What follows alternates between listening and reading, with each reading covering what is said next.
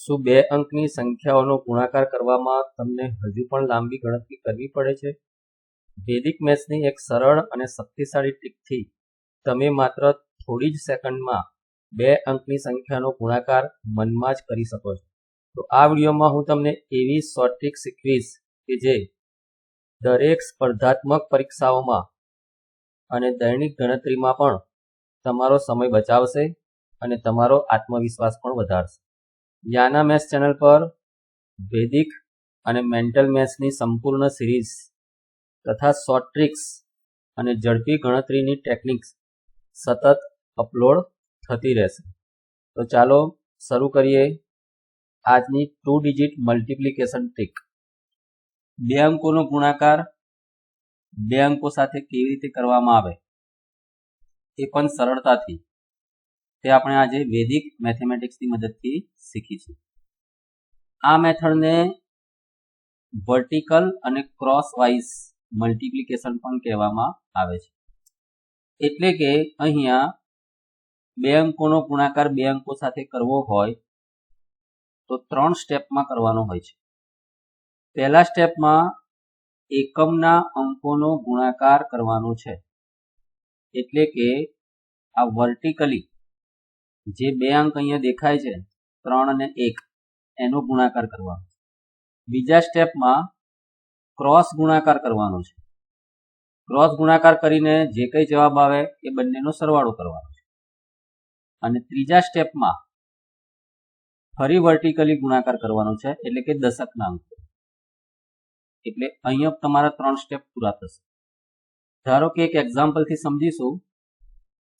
23 નું મલ્ટીપ્લાય 21 સાથે કરવું છે. તો સૌથી પહેલા એકમના અંકોનો ગુણાકાર એટલે કે યુનિટ પ્લેસ પર જે નંબર છે તેનું મલ્ટિપ્લિકેશન કરીશું.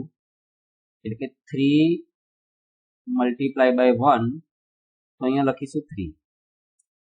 એટલે પહેલું સ્ટેપ અહીંયા પૂરું થયું. પછી બીજા સ્ટેપમાં આમ ક્રોસ વાઇઝ ગુણાકાર કરવાનો છે. એટલે કે 2 મલ્ટીપ્લાય બાય 1 એટલે કે 2 નો ગુણાકાર એક સાથે 2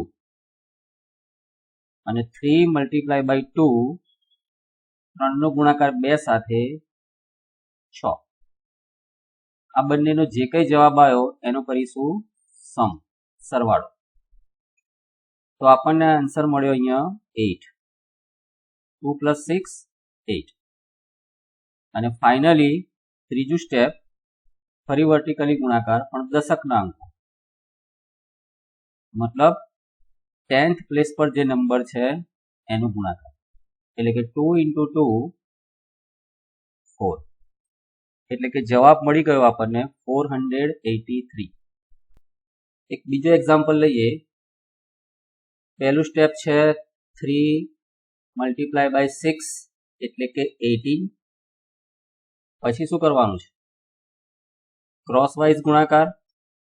2 6 જા 12 અને 4 3 જા 12 ક્રોસ ગુણાકાર અને બંનેનો સરવાળો એટલે કે 24.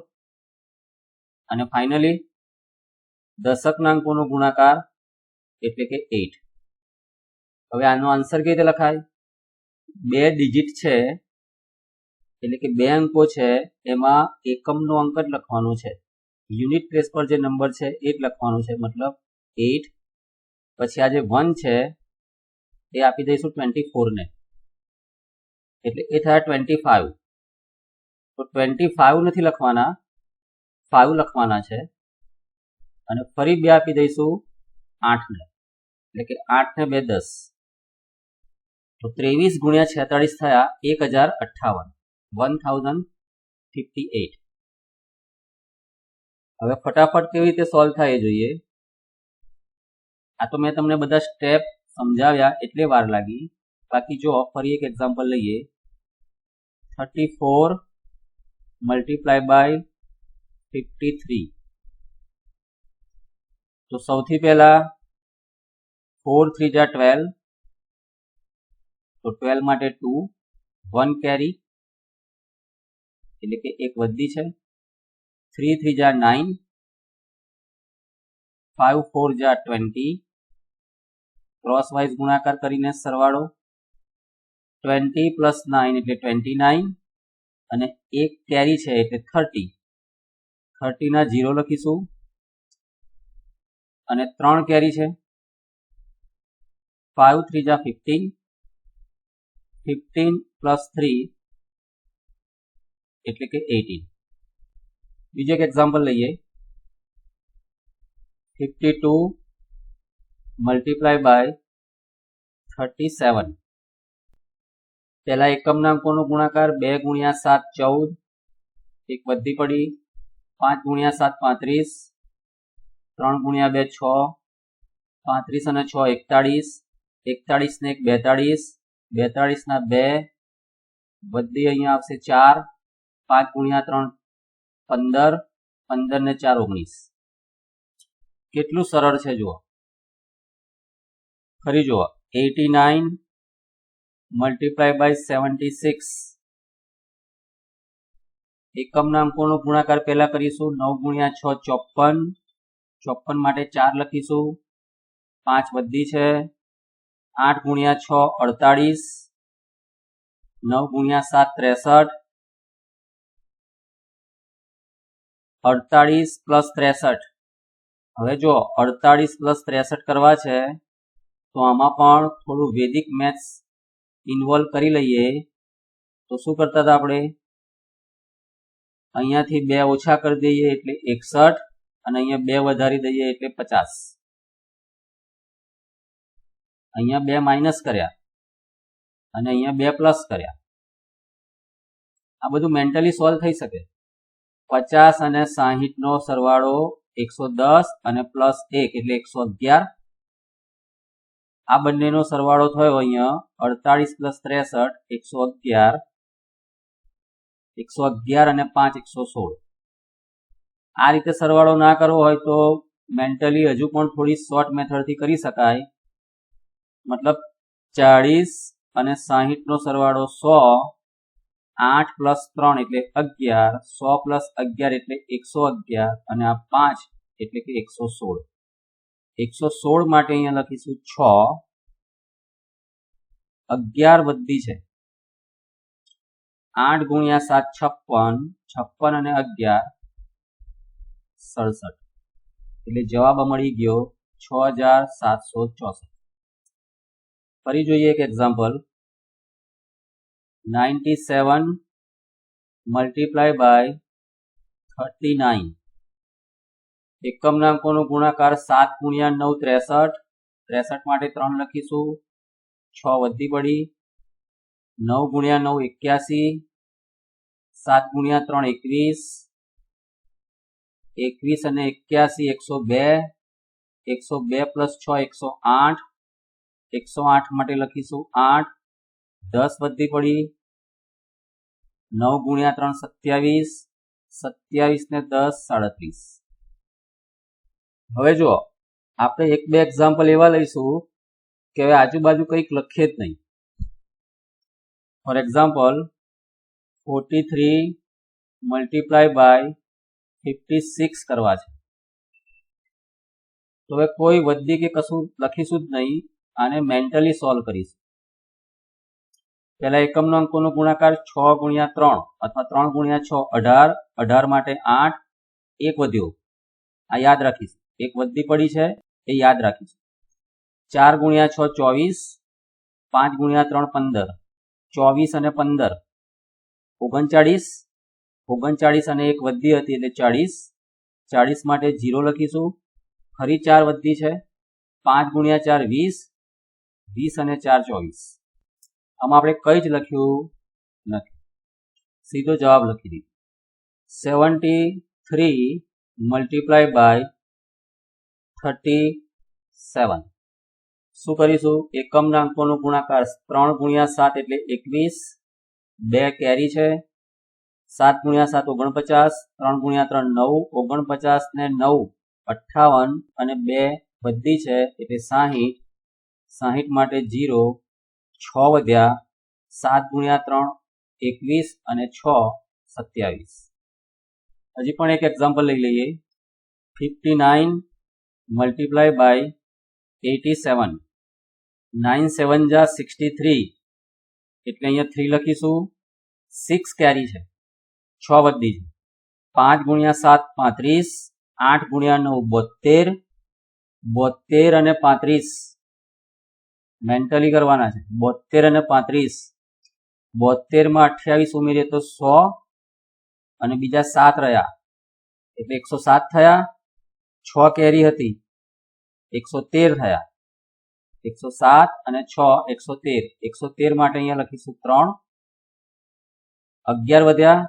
8 ગુણ્યા 5 40, 40 અને 11 51. એટલે આપણને જવાબ મળી ગયો.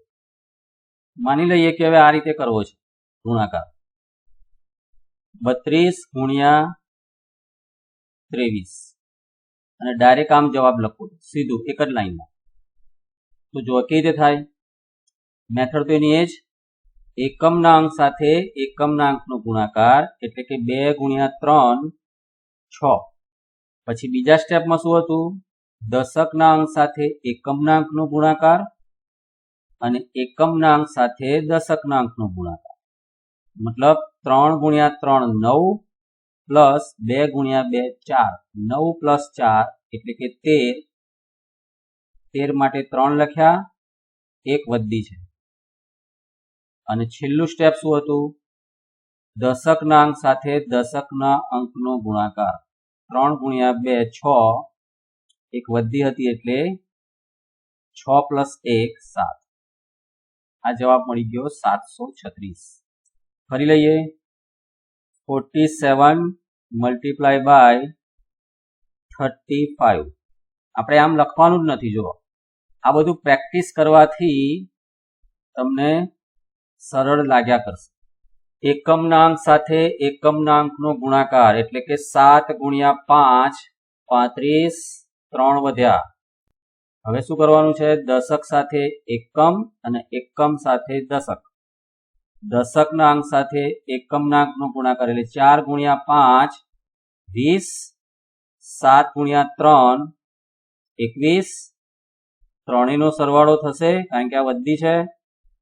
21 પ્લસ 20 41 ને 3 44 માટે 4. ફરી કેરી અહીંયા કેટલી છે? 4. હવે દશક સાથે દશક એટલે કે 4 અને 3 નો ગુણાકાર 12. 12 પ્લસ 4 16. હજી એક એક્ઝામ્પલ લઈ લઈએ.